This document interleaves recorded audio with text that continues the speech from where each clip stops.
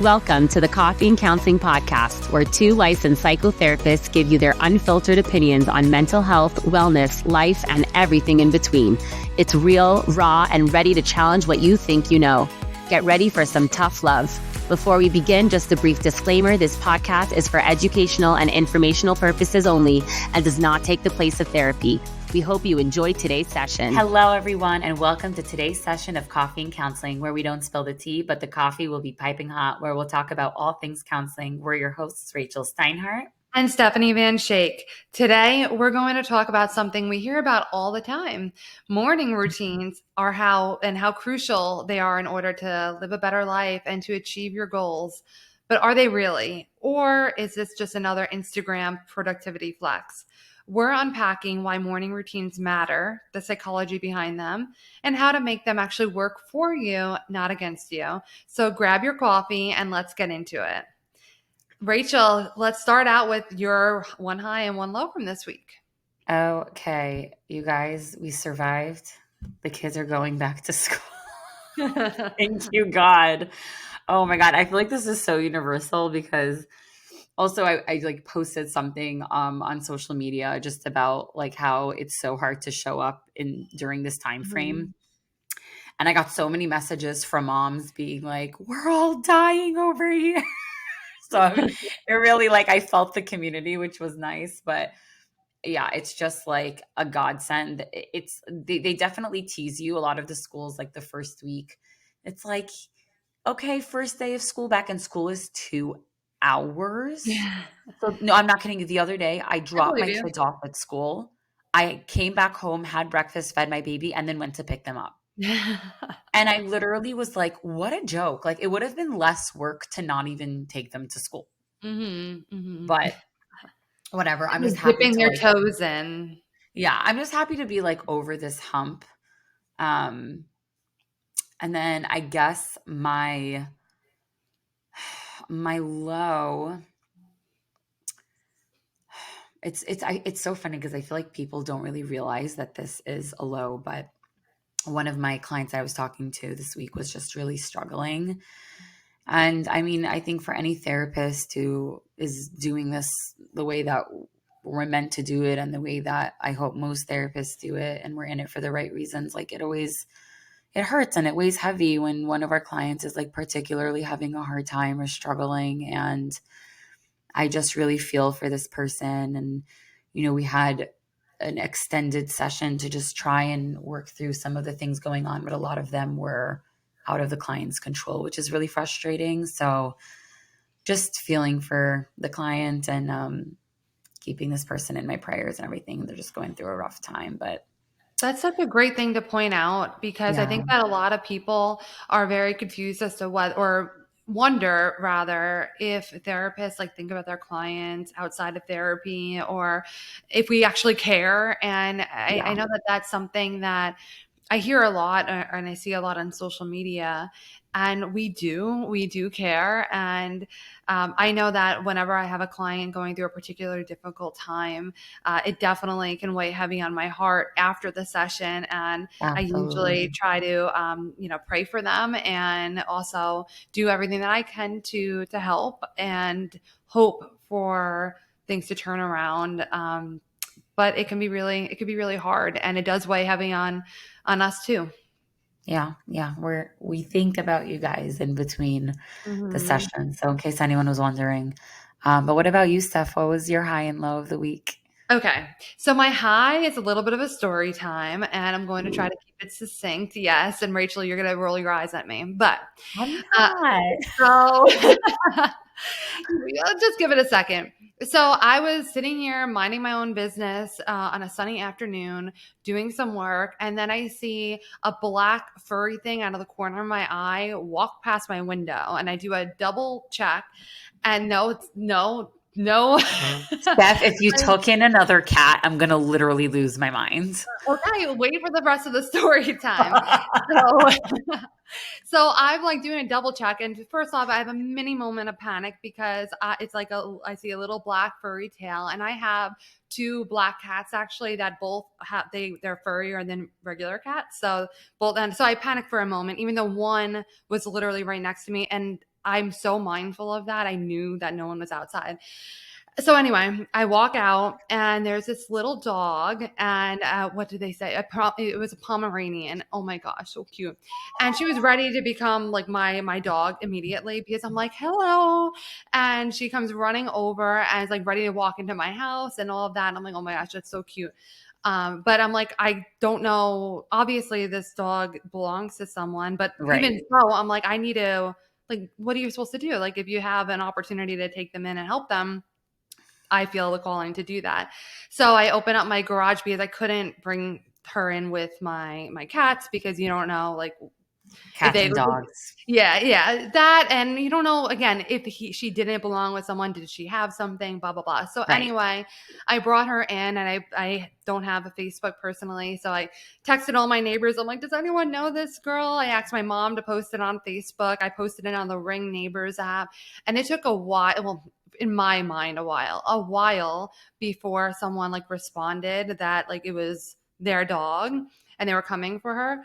But I was like, she was so sweet, and oh my gosh, like, adorable. But also I was like panicking in the moment, because I started thinking, I'm like, oh my gosh, I can't take in another animal, and I know myself, I can't help myself.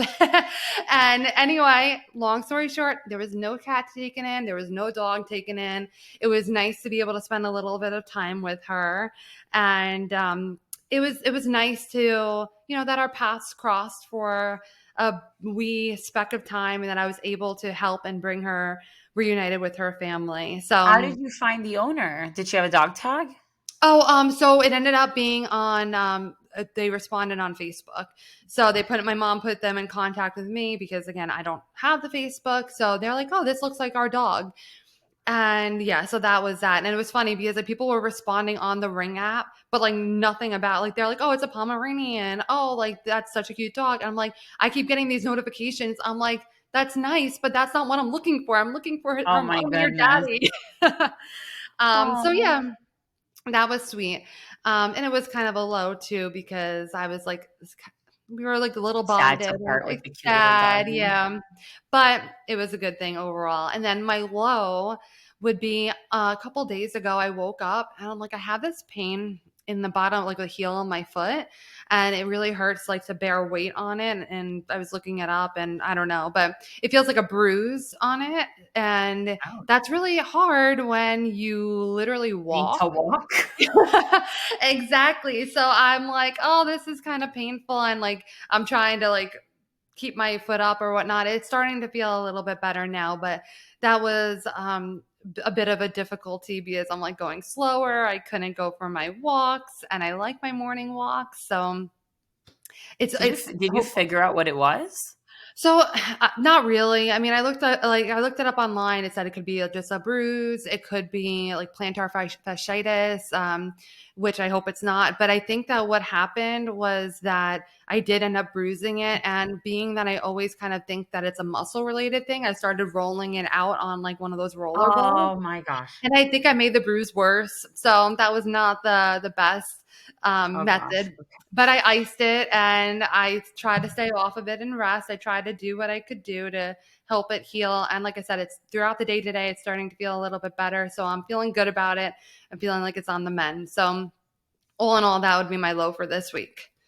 My goodness. Well, I hope Yeah. that you have a full recovery and feel better very soon. Thank you. So let's talk about why we wanted to cover this topic. I know that I had shared, Rachel, a little bit last week, and maybe you want to share whatever your perspective is for your own morning routine. But that I am typically not a morning person. I don't like waking up, but I like when I'm actually up and about.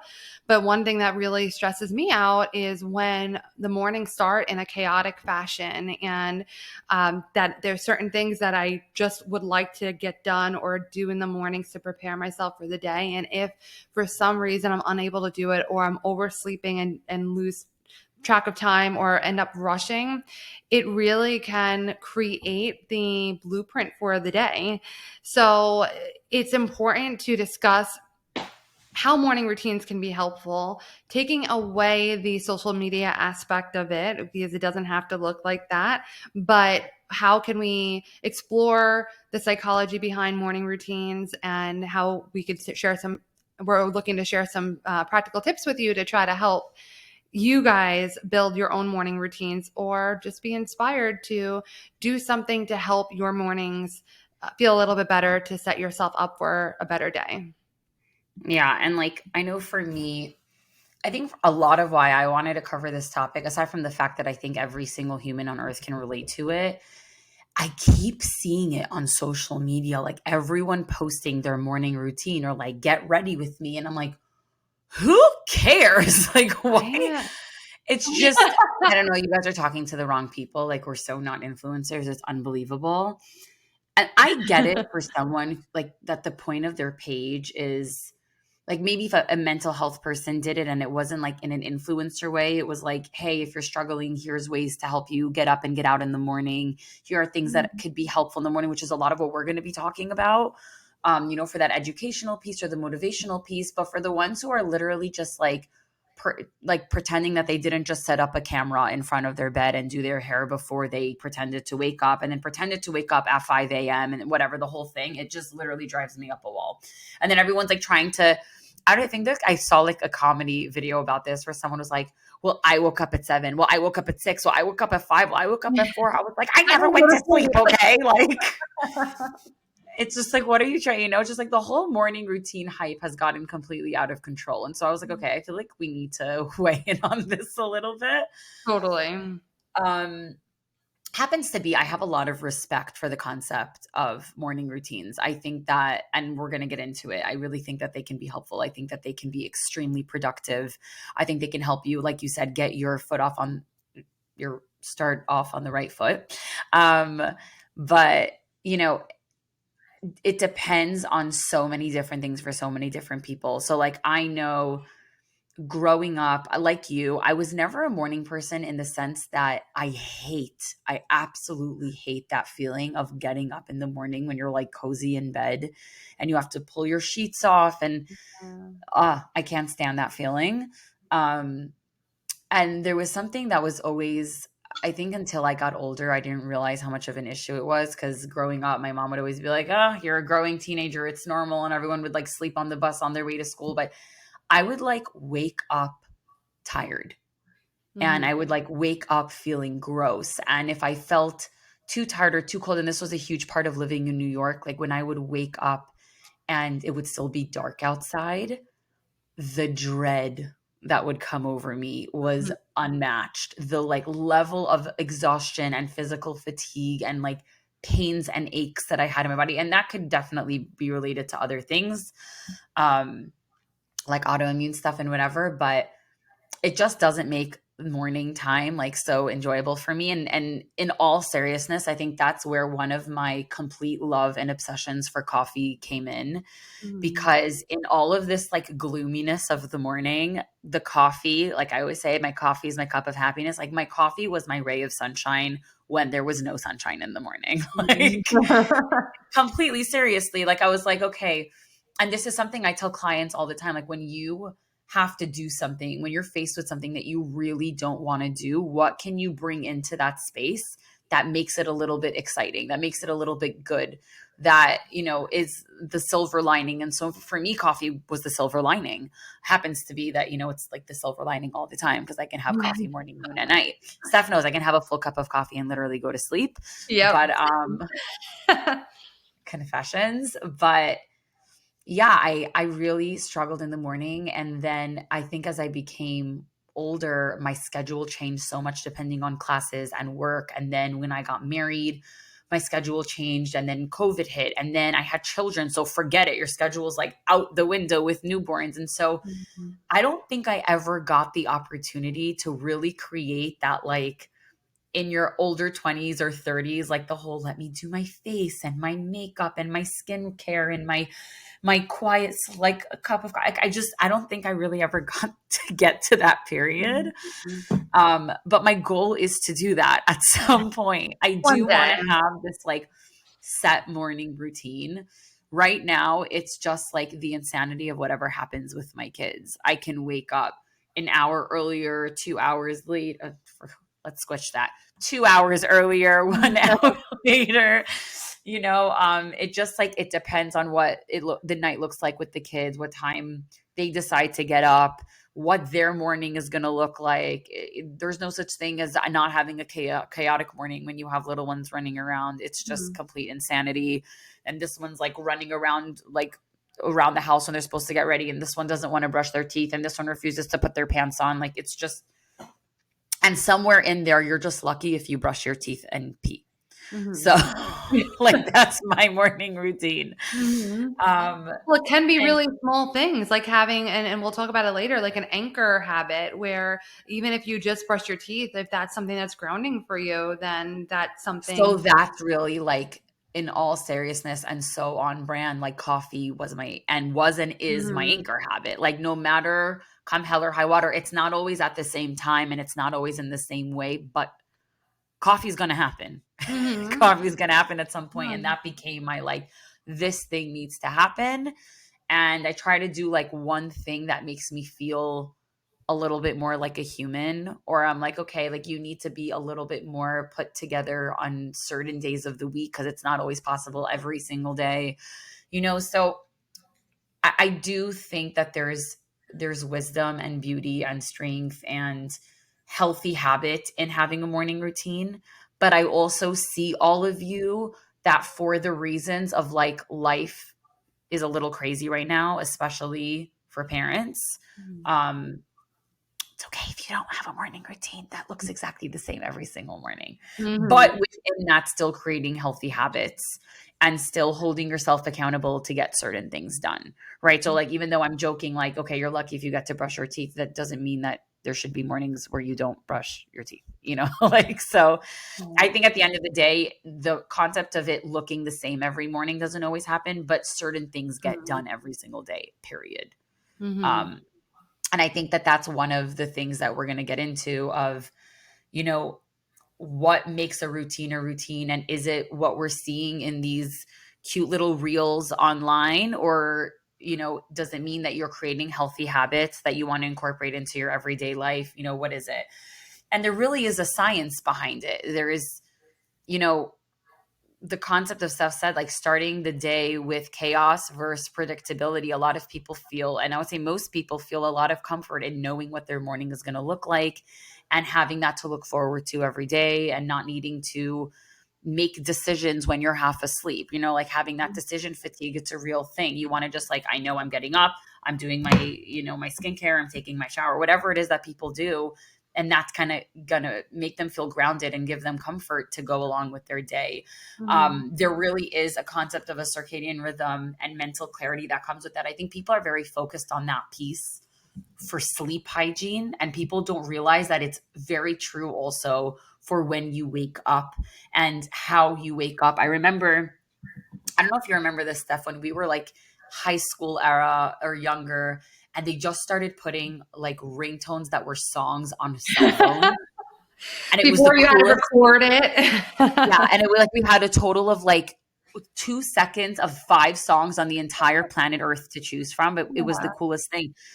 And I just remembered, like, we all like would wake up to these horrendous alarms, like, like you were in the army. And one morning, I remember I was able to like, I don't remember if it was like because more time passed and we had more music available to us. But I was like, I wonder what would happen if I set an alarm to a really calm song. Because I don't have the problem of like sleeping through it. If I hear something, I'm up and I can get myself out of bed. I hate it, but I'll do it.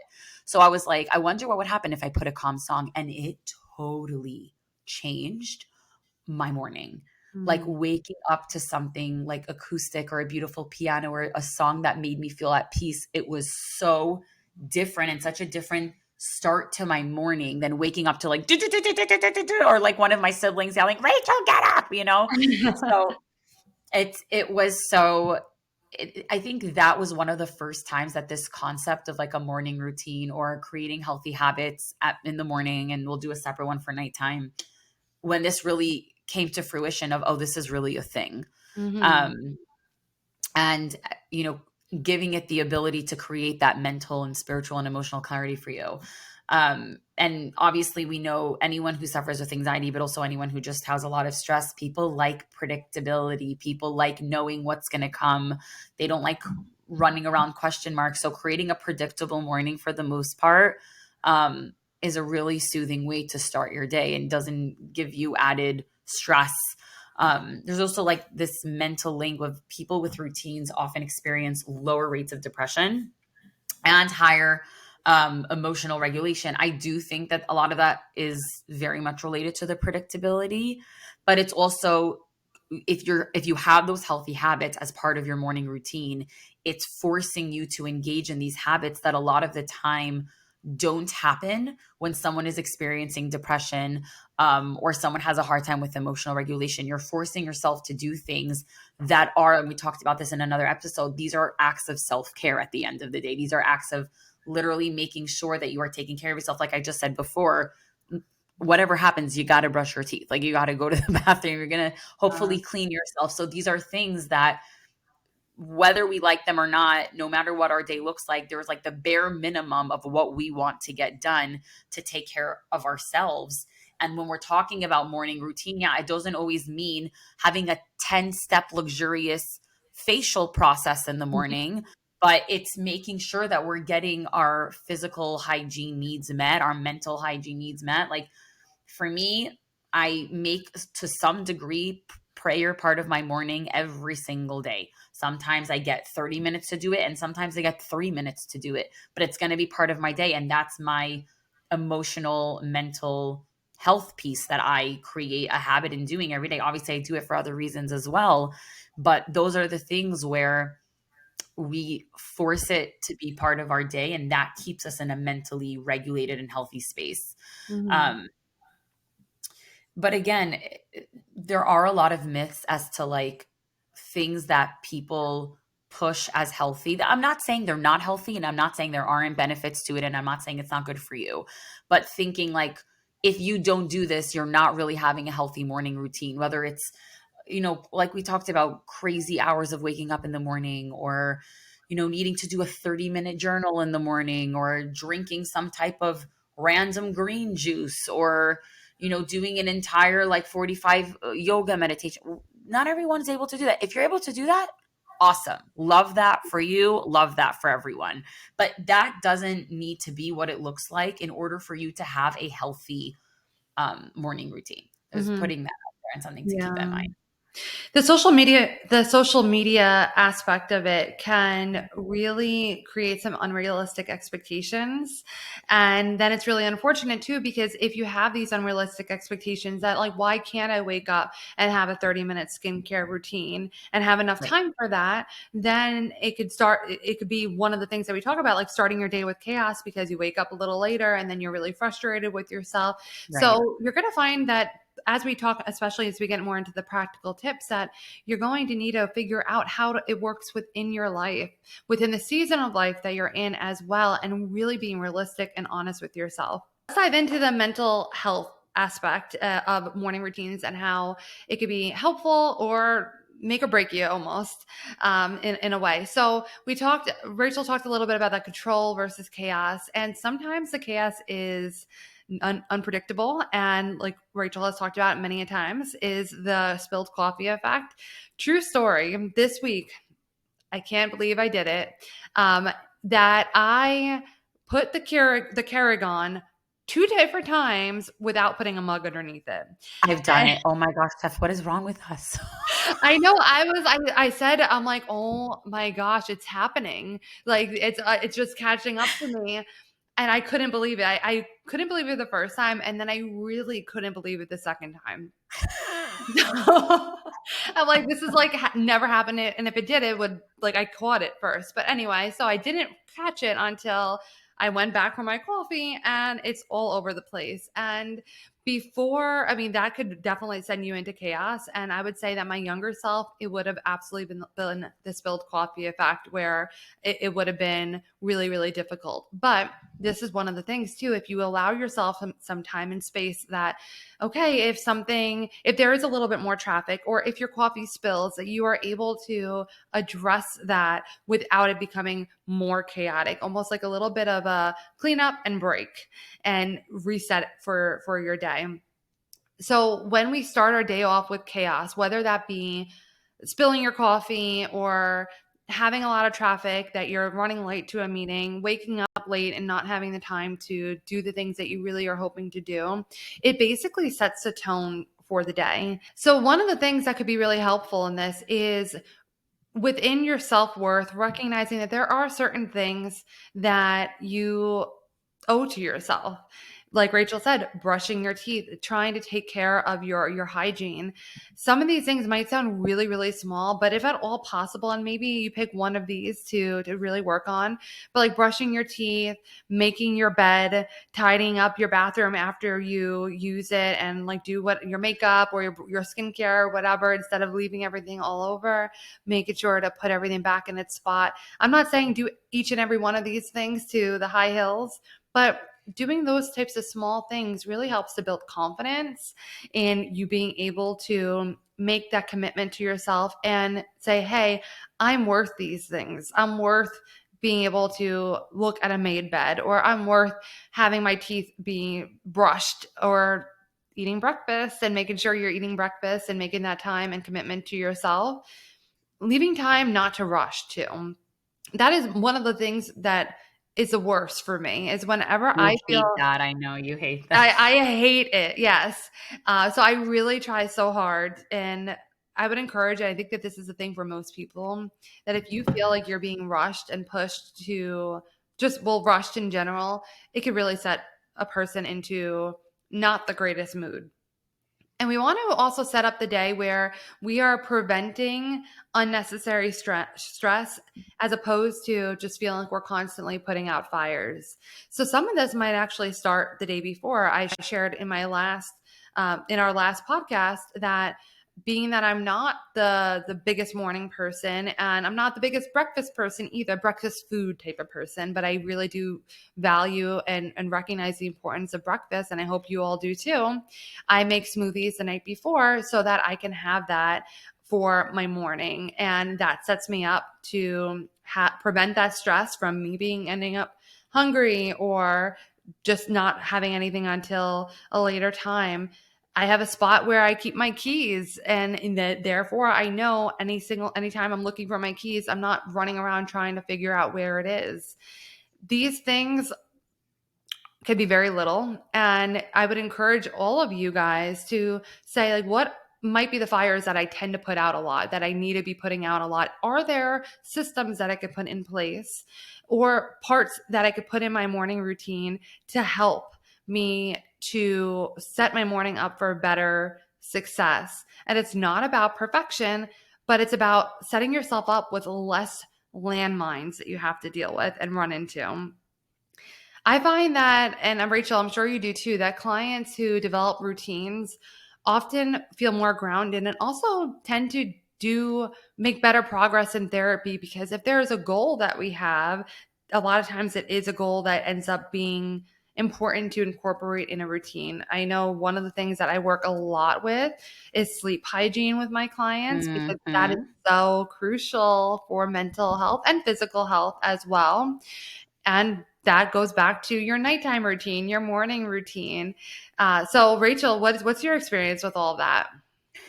I love that you just said that, because you made a point that I didn't even realize, and you're absolutely correct about it, that a lot of the morning routine actually can happen the night before. Like when I was thinking as you were talking, and I'm like, I literally do half of my morning routine at night when my kids are Mhm. sleeping, because my husband and I, one of the things we do and this is definitely part of the routine, like the kitchen has to be clean and functional and ready for the morning, ready to, give everyone their breakfast and set the kids their lunch up and whatever. I always have to make sure that their bottles are clean and ready to go to take with them to school. Their lunch boxes are clean and ready to go. Their backpacks are within reach and I know where everything is. Um, not that this is a problem, thank goodness, because we have more than one set of clothes, but making sure that there's clean clothes for them to wear, whatever. Mm. Um, things like that. And those might be really little things, but in the insanity of the morning with the chaos of children, those little things, I know exactly where my purse is, where my keys are. So when I need to like run and go, I run and go, I leave. And this is like more for, I guess, women who wear a hair covering when they leave the house. But in the event that I'm ever really running late or rushing, I will like leave a tichel, which is a scarf or a hair covering that you can just throw on and run out the door. I leave it like near my door if I ever have to like grab my keys and run. So I do a bunch of things that's even like plan A, plan B, plan C, Yes. depending on how my morning is going to go because things can be unpredictable. I do try to keep a routine in the fact that I set an alarm. I try to wake up, every morning. I try to wake my children up at the same time every morning. I have certain things with my kids that they absolutely have to do, certain rituals that they have to do in the morning, getting themselves dressed and whatever. But because I'm in that toddler age where they are throwing a complete hissy fit, and at the same time, I'm trying to teach them independence and Mm. trying to teach them to do things on their own, it's a balance between me being like, come over here, I'm going to brush your teeth, and me trying to encourage them to do it on their own and still making it to school on time, or like Mhm. getting them to eat their breakfast versus spoon feeding them. And so that's why there's a lot of unpredictability with timing, because that balance can look different every day depending on their mood and depending on my mood, quite frankly. um Sometimes I love those clips and all the parents who get this on their feed, probably because of the algorithm. There's just like really funny, so many variations of this clip, but it's like the mom I first am, like when I walk in, and it's like Cinderella walking in, or it's what's her name from The Sounds of Music, Oh, Julie Andrews. I know the Julie actress, Andrews, I love her. right? She's like singing like Oh, I love her "Do a Dear," and it's just like the sweetest thing. And then 5 minutes later, you see Judge Judy being like, "You come over here. You be quiet right now." And I'm like, I feel so heard and seen right now. too. But that's like my morning routine. It's like you go in there with the most positive attitude. You want your kids to have the best day, and then Mhm. within 5 minutes, you're like, "Can you please just put your pants on?" So The patience runs thin. it's a lot because Yeah. listen, like you want them to have like this positive, good, great morning, and then at the same time, you need to get where you need to go at a certain time. So my husband actually started coming up with this. God bless him, because he's the cutest person for thinking of this. But there are just certain mornings that my kids are just not on board with anything, and they start getting cranky. I don't want to go. I don't want to get dressed. I don't want to brush. They don't want to do anything. And I'm Mhm. like physically chasing them in the house. And I'm like, please, guys, let's move it. And so to kind of redirect their focus and change their mood, my husband will put on a song that they love and they just start dancing. Oh. And I was like so proud of him for figuring. I'm like, I'm the therapist. I'm supposed to figure this stuff out. But this one's all him.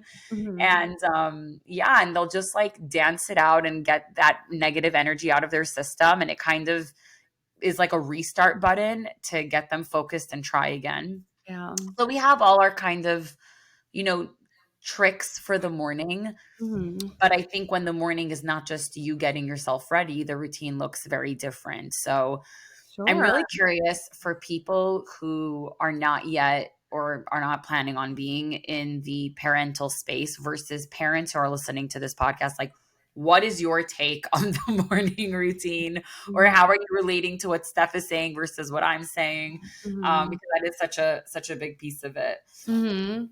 I love that all the music, the song piece that you had said, because only one that works for me. Like if I put on a song that just like gets my negative energy out, I like doing all the dancing, but also something that I recommend for some people who my clients who struggle with body image when they're getting up in the morning, and well, one, making sure that they have clothes that fit truly, not clothes that they are Hmm. hope to fit in. And maybe it might be sick clothes from a time where they maybe were struggling in a different way or Right. whatnot, but setting yourself up for success where you do have clothes. Because if you have clothes that are uncomfortable or don't fit correctly, that's one of the first things you're doing in the morning. You're really setting yourself up for not a great day. So making sure that you have clothes that are comfortable, that do fit properly, that you hopefully feel good in to some extent, or at least neutral in.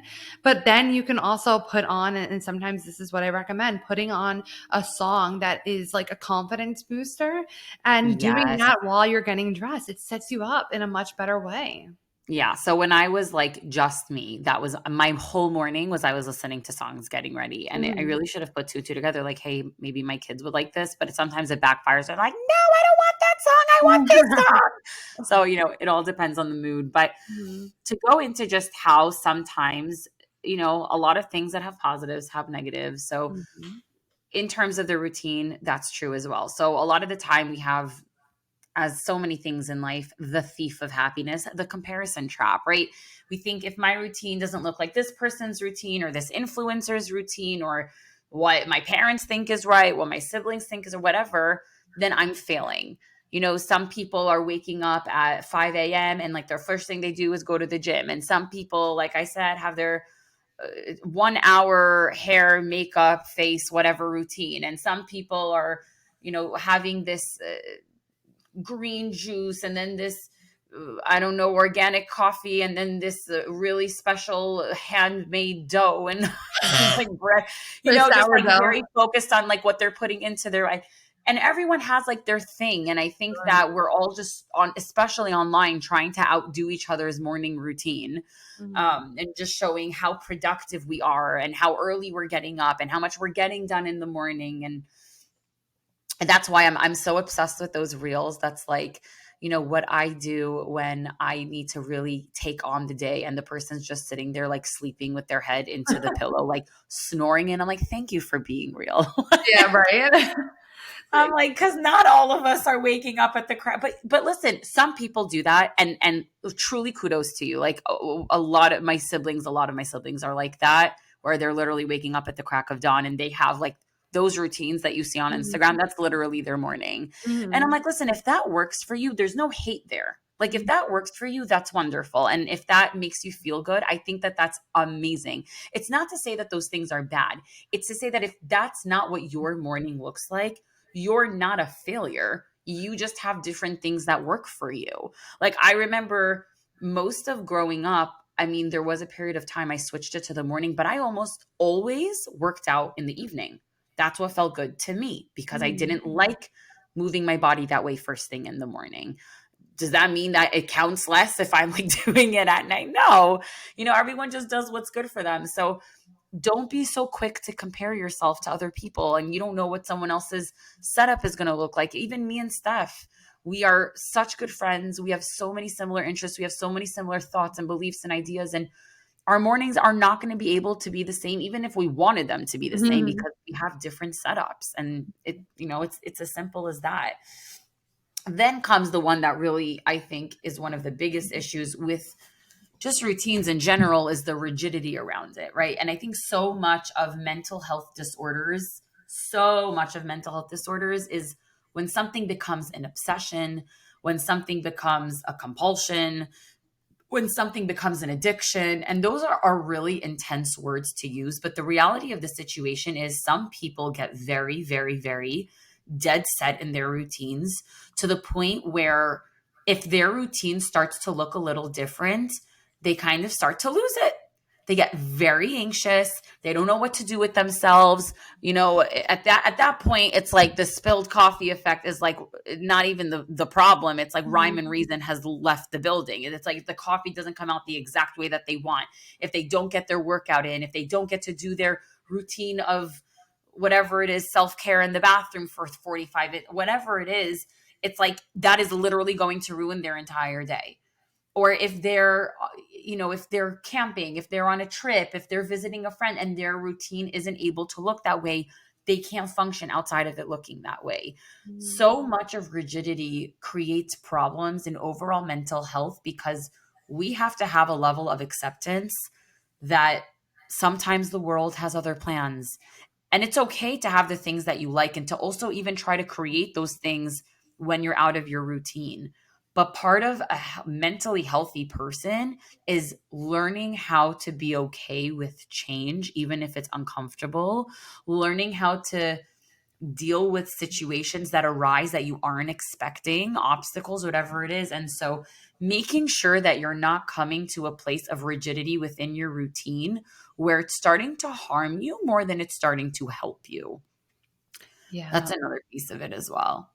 That's a really important point because structure and routine, it's amazing. And I know, and I'm sure Rachel, you do too, that whenever, like if I have a client who's a teenager or someone that is no longer in school and for the summer or on a break, one of the things we talk about is like, how do we kind of have some sort of routine and structure for Mhm. you? Because it is so important. And also it's helpful for decision fatigue because it helps our brains just understand, okay, once I do this, then I do this, then I do Right. that. And it just kind of automates things, which is good for our brain, good to conserve our energy. It's a whole survival mechanism, all of that. But we really need to have the flexibility around it and the mental flexibility. And that is where we kind of have like we can have a ruler, but like one that flexes a bit so that you can go with the flow when life throws out curveballs, because Right. that's one thing we can absolutely depend on, that life will throw you curveballs, and we need to be able Absolutely. to deal with that and not break down. 100%. 100%. Um, and I think that that is also linked to the concept in here of honestly toxic productivity, like using routines as a performance metric instead of a wellness tool, especially with clients who suffer from perfectionism, clients who are the type where you're very type A, you are the type that you always want to be at the top of your game, you always want to be the best. I want to be very, very clear, and I've said this a million times, I'm going to say this again. Steph and I are not the type of therapists who coddle. We don't believe in coddling. Like, you want to reach your goals, work hard and go for it. I'm not here to tell you like not to do that and not to push yourself and you should have a kumbaya peaceful everyday morning. Like, that's not my point. But Mhm. what I'm trying to say is if you're starting to just create parts of your routine in the morning because you're pushing yourself to places that you just think you're supposed to go, even if you don't even want to go. It's not even like part of your goal, or it just feels like, well, this is what everyone else is doing, so this is what I should be doing. It's one thing to learn and be inspired by the things that you consume, whether it's from friends, online, whatever. It's another thing to feel like an unhealthy pressure, right? So just, and this goes back to so many of the conversations that we've had about intention, right? Like, what is your intention behind the routine that you're setting up for yourself? What is the intention behind the time that you're getting up and the schedule that you're giving yourself and the things that you want to get done in the morning? If you want to go for a run at 5 a.m. because it makes your body feel good and it gives you, an adrenaline rush and it pumps your blood and it gets you started for the day, and, it just wakes you up and it feels good, that's great. If you're waking up at 5 a.m. every day to go for a run because you feel like you need to get a head start on burning your calories, you need to rearrange and relook at your morning routines and your priorities and your intentions. If you're Mhm. doing it because you read somewhere that if you do that, that makes you a successful person, and you don't even know on in your own mind like how there's a correlation between your success and waking up at 5 a.m. and going for whatever run, then why are you doing that? Yeah. So I think that that's where that can become a little, I don't want to say dangerous, but not super healthy. Just check in with yourself and be real with yourself as to why you're doing what you're doing. Um, and in terms of the opposite part of it, in terms of someone who's maybe suffering with routine being hard or schedules being hard, I know I mentioned this in another session where I've had clients in that the concept of scheduling and routine was very scary and made them feel very trapped. And I said that routines and schedules can literally give you the most amount of freedom in the world. Um, And that's such an important piece here to reframe the concept of, routine being a punishment. It's not like a punishment. It's not there to trap you. It's there to support you in your wellness, in your well-being, in your freedom to know, like, okay, I've gotten these things done. I now have the freedom to do this and this and this. I now feel better and feel ready to take on the day. And so looking at that routine as a tool in your toolbox to help you succeed at whatever it is that you're going to do. So if you're somebody that really has a hard time with it, try thinking of it that way. Mm. So let's talk about some practical tips to hopefully help you build up your routine, or just what we would recommend is taking one thing from this. If you feel as though you could use some change in your routine, just take one tip from this that could be helpful. And if you're willing, we love if you share it with us over on Instagram at Coffee and Counseling Podcast. So Rachel already had addressed this, a gentle start.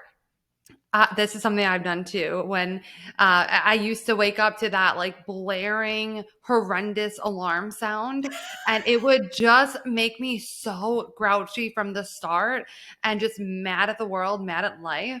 So I had switched it over to a much more calming music that actually builds up. So and there's, I'm sure nowadays, like the apps that are available, you can probably, if you're afraid that you're going to sleep through it, there's probably something where you can find that it's going to build up if you don't turn it off after a certain amount of time, so that it's going to be waking you up. But it might take a little bit longer, having that nice soothing music or something to start.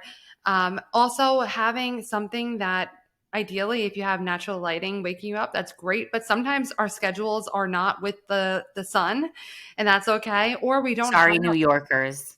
I know, that's what I'm thinking, because PTSD over here. seriously. So when I lived in New York, I had, and I still have this alarm, but I don't really need it anymore, because I have, especially with the positioning of my house, the window shows the light when I'm about waking up. So that's perfect. But it's really good for your circadian rhythm to have light, and we're ideally meant to wake up with the sun and start getting ready for bed when the light goes down, when it starts to become nighttime. That's from our cavemen days, how we're really meant to operate. But obviously our lives aren't like that anymore. So I have an alarm clock that actually would start from like an hour before I was waking up, start mimicking the sunlight. And when I was in New York, especially in the winter, that really helped me to try to wake me up in a way where it was more of a natural type of feeling. And oh my goodness, I literally just saw this earlier today on Instagram. It's called the Hatch. And that's one of the biggest brands for this particular item that I'm talking about, I that was going to alarm say, clock. where's the link to this? This Yeah. sounds great. Like it's Well, creating sunlight in your room. yeah. So you know what? The one I got was a lot cheaper, and I'll try to find it and link it in the show notes. But I know the Hatch is one of the ones that is I've really heard of raved that about. name, but I don't think I knew what it was. But you know what? It makes sense because it sounds very similar. We've talked about like light therapy is a real Yeah. thing. I guess it comes from the same concept as light therapy, which for whoever doesn't know, when we talked about seasonal affective disorder, it literally is like a box that creates light to help you when you're not getting enough actual light from outside, because Mhm. that lack of light really is very highly associated and can also cause depression, the lack of light. So Absolutely. makes sense. That's a really great tool, stuff. I'm excited myself to see it. Yeah, and the one I saw today on Instagram, it wakes you up with the Gilmore Girls like intro music, Of the course it theme does. song. Of And course. I'm like, "Oh my gosh, I already have one. I'm not going to buy it, but like I'm tempted." So we'll see. We'll see. Uh, so also try to be realistic around the time that you really are going to wake up. If you're trying to make your wake up time earlier, do it in bouts. I know we can get really impatient. I know I've definitely struggled with this as well. Then I'm like, oh, I want to wake up an hour earlier. I'm going to start setting my alarm an hour earlier. It never works. And you just end up grouchy and still waking up the same time you would have if you didn't set all those alarms.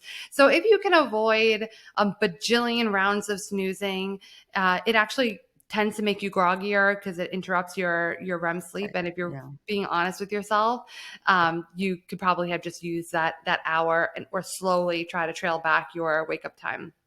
We talked about this a little bit as well. Anchor habits. So whether that's like drinking a glass of water before your coffee or brushing your teeth, opening the blinds. These are obviously very, very little things. Doesn't take a ton of time, doesn't take a ton of energy.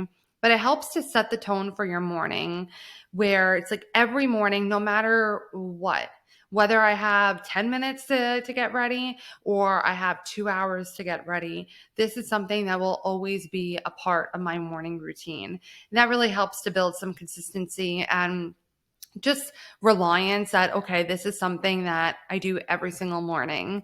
And it signals to your brain too, it's time to wake up. It's time to get up and do the day things. It doesn't have to be a long routine. We've already addressed this. It can be like 5 to 20 minutes. It doesn't have to be anything crazy. And it's going to shift from day to day, depending on whether or not you have kids, depending on your work schedule, depending on your school schedule, whatever is going on in your life. It could change the amount of time. So it's definitely a good idea to have, if that does tend to range for you quite big, that have a morning routine that is like my non-negotiable, bare bones morning routine. And this might be a very, very short thing that I'm going to wake up, brush my teeth, drink a glass of water, head out. Or when you have moments where it's longer, then you have a different routine that you fall on, and having some flexibility so that you have a range that you could choose from depending on how much time you truly have. Something that could be really grounding in the morning, or anytime really, is grounding through your senses, because our senses are currently experiencing the present moment. So whether we ground through hearing music or light, smell, movement, whatever it might be, if we can, maybe you're grounding through the smell of coffee. Oh, I love the smell of coffee in the morning, just waking me up. Even just the smell helps to wake me up. And that could be so grounding. Maybe you're stretching a little bit, getting yourself woken up from just being asleep, going for a bit of a walk. And also, again, having flexibility. I know I had mentioned earlier about my foot getting hurt somehow, but one of the things I really like doing in the mornings, especially sometimes I don't have the time, but I try to get out and go for a walk. I think it's really helpful for my circadian rhythm. It's really good to put me in a grounded place. Feels good for my mental and physical health. But I couldn't do that the last few days because I would have ended up hurting myself if I didn't rest. So I had to be flexible with that. That goes to Rachel's point earlier. So if we can have some sort of grounding, some sort of short little things that you can add into a practical morning routine, making the bed, maybe 5 minutes of journaling, or 3 deep breaths and a glass of water and opening the blinds and getting some sunlight for a moment. It doesn't have to be anything fancy. It doesn't have to look good on Instagram. It just has to work for your life and be something that feels as though it is grounding you and setting your day up for success. By the way, Steph, if we ever decide to make one of those reels, this is going to come back to bite us in the butt. I'm just going to say. I know, because I was thinking about this not too long ago, because I was watching a Get Ready With Me video from a therapist, and I'm like, I'm kind of intrigued, but I'm also like, does anyone really care? So I'm like, Yeah, it's weird. It's kind of like a train wreck where you can't look away, but you don't know why you're looking. Like, that's but social I really media. do think it's the like humans have an addiction to comparison. It's like Yeah. we have to know what everyone else is doing and compare it with what we're doing. And that's why it's Hmm. so intriguing. And that's why these videos go viral, quite frankly. Hmm. But don't worry, guys. I think if Steph and I ever do it, if we ever get to that point, it will be coming from a psychoeducational place, not to show you the newest skincare routine. And then also, if I like bring in a skincare routine product, please don't hurt me. Okay, thank you. I know, right? It's like our future selves are speaking for our present selves right now, or vice versa. But at least we call ourselves out, so it's fine. Yeah. And you Um, guys can call us out too. Just be gentle and kind. Okay, guys, so let's wrap it up. So, morning routines matter because they shape your mindset, not because they make you a better person. Start tiny, stay consistent, and make it yours. It doesn't need to look like anybody else's. If this episode hit home, share it with someone who needs a softer start to their morning, maybe a harder start to their morning, and let us know your favorite grounding habit. And that brings us to today's listener's question. If you would like one of your questions to be featured in one of our next sessions, if you'd like a chance for that, you could send over a question that you have for us about any topic that is pertaining to therapy or life over on our Instagram at Coffee and Counseling Podcast, or you could send it to us via email, coffeeandcounselingpodcast@gmail.com. So today's listener's question is it normal to feel like healing is isolating me from everyone else in my life? Would you like me to start, Rachel, or would you like to start? You're more than welcome to start. Go Okay, ahead. I'm ready. So, what I would say is we don't have to use the labels as normal or abnormal. What I would be curious about in this instance is why that might be. Is it because a lot of the people in your life have maybe been a part of something that you're struggling with? For an example, I'm going to use an extreme example to help illustrate this. If your entire support system or quote unquote support system is, if everyone in your life are struggling addicts and you're working on healing from an addiction, it makes sense that you're feeling more isolated from those people because you Mhm. are changing gears and those people were representative of a sicker place in your life. So that would probably also be a good thing that you are moving on from those people, although it still can feel very isolating whether or not it's helpful for you in the long run or not. So it would really be dependent on what the situation is. We don't have to judge it by saying normal or not normal. It really is dependent. But I hope that you do have a support system outside of these people. And if you're finding that people who are generally good influences on you or good in your support system, that you're finding that you're isolating from them, then that is something certainly important to explore in therapy, because we don't want that. We want to figure out what might be happening to try to help build and strengthen your support system while also growing from the people who might have enabled or been a part of a life that you are no longer choosing. I love that. I think this is such an intriguing question. I think we can do an entire episode on Yeah. this question, and honestly, we might. Mhm. But I think it's so important because we talk so much in therapy about getting support when you're struggling. And you should. I'm not going back on that. You should get support the way that Steph just said, even if your whole like world is essentially being isolated from you because you're struggling with addiction and everyone is addicted to something, you have to find support elsewhere. So support needs to happen. However, when the support is not the support that maybe you're used to, that can be a very isolating feeling. If you're potentially removing toxic people out of your life, that can be isolating. But Mhm. also, a lot of the work in the mental health space forces you to look inward. And sometimes, as a direct result of looking inward and spending some time truly focusing on you, you might find yourself a little bit more isolated than you're used to. Mhm. Sometimes it means saying no to certain social events. Sometimes it means, not taking the whatever amount of time you would have been on the phone with someone you're normally on the phone with, and instead spending that time to journal, spending that time to take yourself for a walk, spending that time to just sit with yourself and your thoughts. And I think that people really don't talk about that. It's very underrated. Like when you're on your own, what do you do with that time? And what does it look like when everyone leaves and you're just there with your own thoughts and emotions? It's not that you should isolate yourself when you're going through a healing journey. That's not what I'm saying. I'm saying sometimes it can be a direct result of putting yourself first and focusing on yourself, that you're a little bit more isolated than if you are not in that space doing that work.